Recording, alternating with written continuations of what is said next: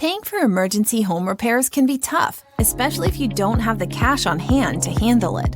Depending on the repair and the severity of the problem, services can cost up to 5 figures. Luckily, there are options for financing your home repair that almost anyone can qualify for. For smaller emergencies like a broken appliance or AC unit, a payday loan may be a solution.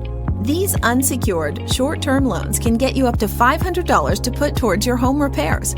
Qualifying is simple too. All you need is a photo ID, your most recent bank statement and pay stub, and a blank check tied to your checking account. That's it. No credit checks or collateral is required. You can be approved in as little as 30 minutes and have the cash to handle your problem the very same day or the next business day. For bigger issues like flooding or roof damage, title loans can offer up to $15,000 in some cases to help offset the cost of emergency home repairs. Using your car's title as collateral, title loans lend money based on the value of your vehicle. All you need is a lien-free title, your photo ID, and the vehicle for inspection. Since the title is held as collateral instead of the vehicle itself, you even get to keep driving once the loan has been approved.